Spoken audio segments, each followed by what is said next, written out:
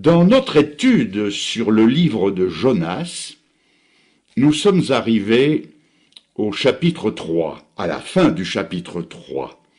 Je lis le verset 10.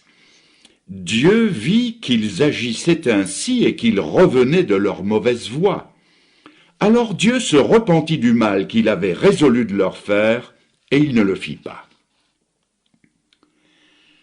Encore 40 jours s'était écrié Jonas. 10, 20, 30 jours passent. La grande journée de l'Éternel approche pour Ninive, journée de ténèbres et d'obscurité. La ville est en proie à la plus grande anxiété. Elle tremble, et pourtant elle espère. Tantôt elle voit sa ruine inévitable, tantôt elle voit son salut encore possible. Et elle passe par des alternatives où l'espoir se mêle au désespoir. Pourtant c'est son salut que Dieu veut, et non sa destruction, car Dieu avait vu qu'ils s'étaient détournés de leur mauvaise voie. Remarquons la sincérité de leur repentir. Au lieu de se borner, comme tant de gens, à formuler des vœux pieux sans jamais rien changer à leur genre de vie, ils changent réellement leur façon de vivre. À leur repentance verbale vient s'ajouter leur repentance effective. Ce sont des païens qui agissent ainsi. Païens plus sages que beaucoup de prétendus chrétiens qui se flattent du pardon de Dieu tandis qu'ils provoquent sa colère par de nouvelles transgressions. Ne nous y trompons pas, rien n'échappe au regard de Dieu. Il ne prend pas l'apparence pour la réalité. Le verbiage, les déterminations pieuses, les promesses ne sont rien pour lui si les faits ne les accompagnent pas. Celui qui dit « je vais travailler à la vigne » et qui n'y va pas, s'expose autant à son déplaisir que celui qui refuse nettement d'y aller. C'est au cœur et aux actes que Dieu regarde et non pas aux paroles. Mais quand l'homme est sincère, le nom de cet homme fût-il Akab ou même Manassé, le plus mauvais roi de tous les mauvais rois d'Israël, Dieu suspend alors ses jugements. Dieu voit la douleur de Ninive, sa miséricorde est émue, et il ne trouve plus en lui la force de frapper. Nul spectacle ne l'intéresse comme celui de la repentance de sa créature. Rien ne désarme aussi sûrement son courroux que la repentance. Aussitôt que le père voit son fils prodigue reprendre le chemin de la maison paternelle, il vole à sa rencontre et le serre dans ses bras. L'aube du 40e jour se lève sur Ninive. En principe, c'est la dernière aube. Ninive sera-t-elle rayée de la carte du monde? Pour Ninive, ce sera le jour le plus long de son histoire. Il s'écoule lentement. Jamais le soleil n'est monté si lentement dans le ciel. Jamais il n'a été si long à descendre. Sera-ce le dernier crépuscule? Nul signe de colère du ciel ne paraît. Le jour se termine enfin. Dieu n'a donc pas dédaigné sa repentance. Ninive a trouvé grâce devant lui. Quelle joie éclate sur toutes les places, dans toutes les habitations, dans tous les cœurs. Aux cris de détresse ont succédé partout des actions de grâce et des chants de triomphe. Ninive est sauvée. Le court chapitre 12 du prophète Ésaïe ne dit pas autre chose. « Je te loue, ô Éternel, car tu as été irrité contre moi. Ta colère s'est détournée et tu m'as consolé. Voici Dieu est ma délivrance. Je serai plein de confiance et je ne craindrai rien. Car l'Éternel est ma force et le sujet de mes louanges. C'est lui qui m'a sauvé. Vous puiserez de l'eau avec joie aux sources du salut et vous direz en ce jour-là, louez l'Éternel, invoquez son nom, publiez ses œuvres parmi les peuples, rappelez la grandeur de son nom. Célébrez l'Éternel, car il a fait des choses magnifiques, qu'elles soient connues de toute la terre, poussez des cris de joie et d'allégresse. Ninive est sauvée, avons-nous dit, du moins pour le moment. Puis s'élèvera une autre génération qui n'aura pas connu Jonas. Et alors tout rentrera dans la vieille ornière de l'injustice et de la corruption. La repentance de la cité reine n'aura fait qu'ajourner le châtiment, comme la repentance d'Akab et de Manassé dont nous parlions il y a un instant, n'a fait que suspendre les coups qui devaient frapper la dynastie de ces deux rois. Mais quoi qu'il en soit, Dieu épargne la grande ville, et il l'épargnera encore longtemps. Il la conservera pour accomplir par elle les grands plans de sa providence, pour briser bien des sceptres, pour renverser bien des trônes, pour châtier bien des nations, et parmi elles, aux profondeurs des voies de Dieu, le peuple de ce même Jonas, dont la parole puissante vient de bouleverser la ville et de la sauver. Quelques années plus tard, le roi régnant remettra la couronne d'Assur à son fils, puis ce dernier à son successeur, et c'est ce Salmanasar qui emmènera captives les 10 tribus d'Israël et les dispersera dans le monde. Puis viendra l'orgueilleux Sankérib, et c'est alors que la ville superbe s'écroulera pour toujours et laissera l'empire à Babylone. Voyons maintenant le repentir de Dieu, car c'est bien ce qui est écrit. Dieu se repentit. Que faut-il entendre par cette repentance? Dieu se repentit à la manière d'un homme ignorant, faillible et pécheur? Loin de nous une telle supposition. Il est écrit que Dieu n'est pas un fils d'homme pour mentir, ni un homme pour se repentir. Sa parole est éternellement oui et amen. Quelle est donc cette repentance que, en plus d'un endroit, la Bible attribue à Dieu? C'est une façon toute humaine de parler qui signifie simplement que Dieu change sa façon d'agir envers telle personne ou tel peuple et les traite autrement qu'il l'avait d'abord annoncé quand il marchait encore dans le péché. La parole que le Seigneur avait donnée à Jonas n'était qu'une menace. Et comme chacun le sait, l'exécution de toute menace dépend toujours de certaines conditions, d'un si, je souligne un si. Dans le cas qui nous intéresse, cela sous-entendait nettement « encore 40 jours si Ninive ne se repent pas ». Il ne s'agissait pas d'un arrêt irrévocable, absolu, final. Pourquoi Dieu a-t-il envoyé Jonas vers les Ninivites, sinon pour les avertir? Et pourquoi leur a-t-il laissé 40 jours de délai, si ce n'était pour leur donner le temps de s'humilier? C'est d'ailleurs ainsi qu'ils ont pris le sursis de Dieu. S'il en avait été autrement, ils n'auraient pas même tenté de se détourner par leur repentir de la colère de Dieu. Et la fin du livre nous prouve sans réplique que la parole de Jonas n'avait été qu'une menace. Comprenons-nous bien. Non pas une menace à la façon des parents d'aujourd'hui qui promettent toujours la fessée à leurs enfants sans jamais la leur donner. Car Dieu ne parle jamais en vain et il ne menace pas non plus en vain. Le jugement serait infailliblement tombé sur eux s'ils n'avaient changé leur attitude envers Dieu. Je me suis laissé dire que les cabines des voyageurs de l'espace sont peintes en blanc d'un côté et en sombre de l'autre.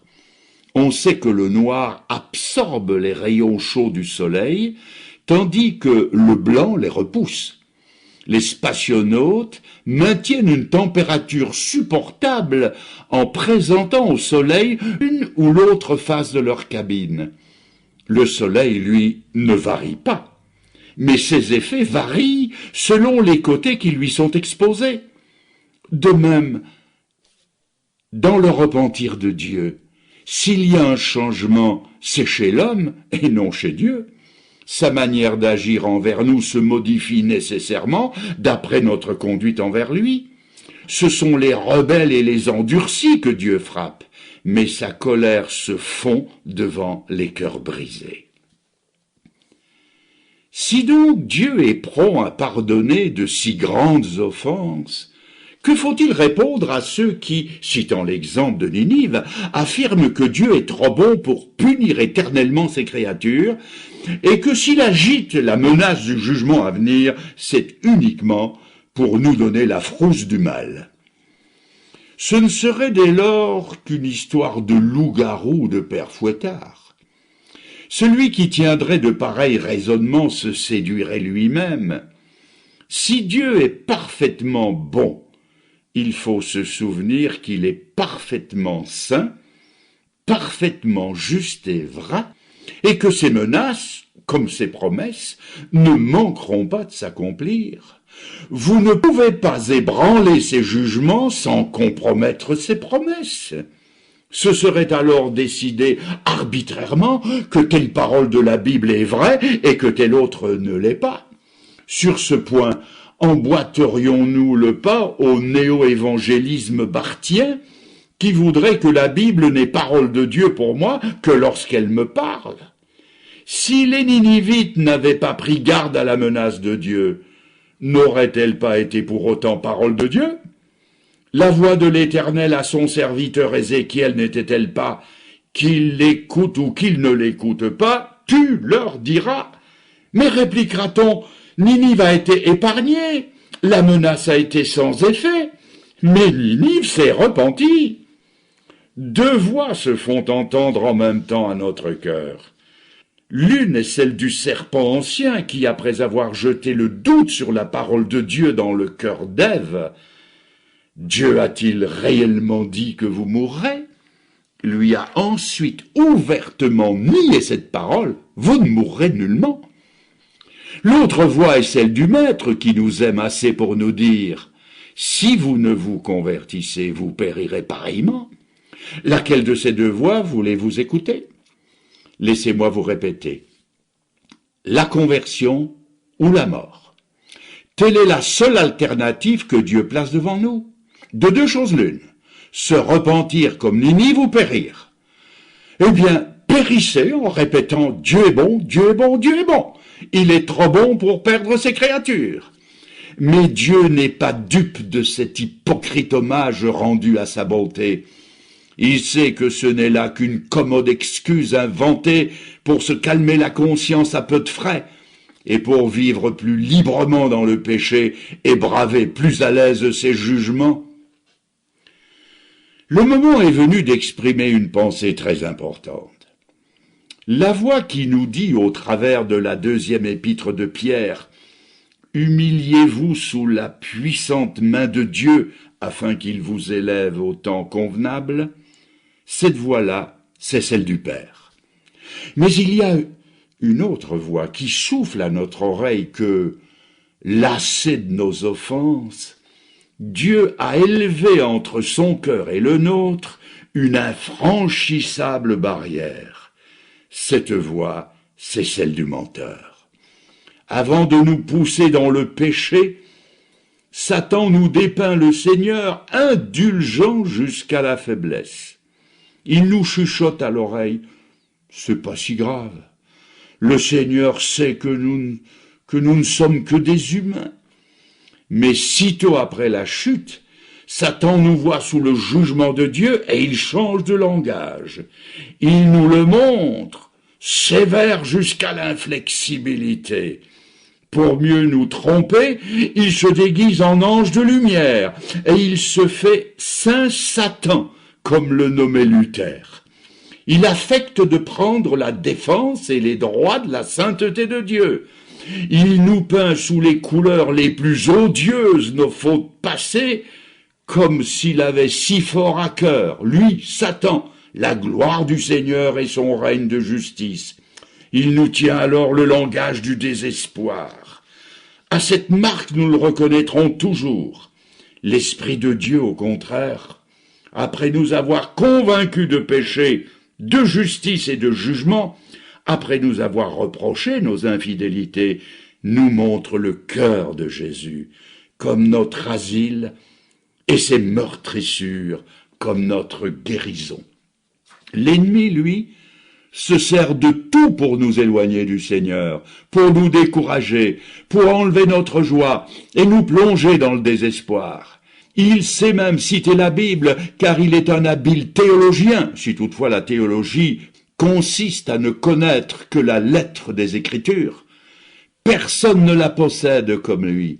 Il manie les textes de la Bible avec une redoutable dextérité, mais c'est toujours pour nous ruiner. Que le diable parle d'amour ou qu'il parle de jugement, c'est toujours pour nous perdre qu'il le fait. Dans ses mains, l'épée de la parole de Dieu blesse au lieu de guérir, et les plaies qu'il laisse suppures deviennent nauséabondes et ne cicatrisent jamais. Il n'y a pour nous qu'un moyen infaillible de parer à ces coups, c'est de se servir de ce que l'Épître aux Éphésiens appelle le bouclier de la foi pour éteindre les traits enflammés du malin. C'est à l'exemple du Seigneur Jésus de citer la parole de Dieu d'une manière droite et complète à celui qui nous attaque au nom d'une parole mutilée, tronquée, appliquée à faux. C'est de lui dire « Arrière de moi, Satan, il est aussi écrit ». L'adversaire ne manquera pas de vous rappeler l'exemple de ces Hébreux qui tombèrent et qui ne purent être renouvelés à salut, comme cela est rapporté en Hébreux 6, et de vous dire « Comme eux tu avais la connaissance, comme eux tu avais goûté la puissance du siècle à venir, comme eux tu avais été rendu participant du Saint-Esprit, mais tu n'as pas la vraie foi, et leur sort sera le tien. Il n'y a plus de pardon pour toi parce que tu as péché volontairement. » Il ira même jusqu'à profiter d'un moment de dépression ou de mauvaise santé physique pour vous accuser d'avoir péché contre le Saint-Esprit et d'avoir ainsi commis le péché irrémédiable. Répondez-lui alors comme le faisait Charles Spurgeon, lorsque des pensées de doute venaient l'assaillir. Si jusqu'ici, disait-il, je me suis trompé sur mon état spirituel, je ne veux pas me tromper plus longtemps. Si je ne suis pas allé véritablement à Christ, je veux me jeter sur l'heure dans les bras de celui qui a dit « Venez à moi ». Et si je n'ai pas encore cru comme je devais, eh bien, Seigneur, je crois maintenant. Aussi longtemps que l'ennemi vous montrera vos péchés, montrez-lui le sang qui les a lavés. Retournez contre Satan l'arme dont il se sert contre vous. Aussi longtemps qu'il dira « Dieu dans sa colère t'a rejeté », répondez-lui que le Seigneur n'éteint pas le lumignon qui fume. Il nous faut dire et redire « Non, on ne périt pas aux pieds du Seigneur. Ninive la coupable n'a pas péri. Saul de Tarse pas davantage, pas plus que Marie-Madeleine, pourtant possédée de plusieurs démons. Il ne repousse personne, il l'a dit. Je ne mettrai pas dehors celui qui vient à moi. Je cite de mémoire les paroles de Blaise Pascal. Jésus-Christ est un Dieu duquel on s'approche sans crainte et devant lequel on s'incline sans désespoir. Celui qui n'a pas dédaigné la repentance de Ninive, ni celle de Pierre le renégat, ni celle du brigand crucifié à ses côtés, mépriserait-il la nôtre? Dieu rejetterait-il des soupirs, une humiliation, une douleur, des larmes qui ne sont après tout que le fruit de sa grâce en nous? J'en appelle à votre raisonnement. Celui qui vole au secours de la brebis qui s'égare, se détournerait-il de celle qui le cherche? J'aime aussi retrouver dans la délivrance de Ninive une image de ce qui se passe dans une âme quand le salut de Dieu y descend. La joie de Ninive, mais c'est la joie du racheté, qui ne vient pas en jugement, mais qui est passé de la mort à la vie.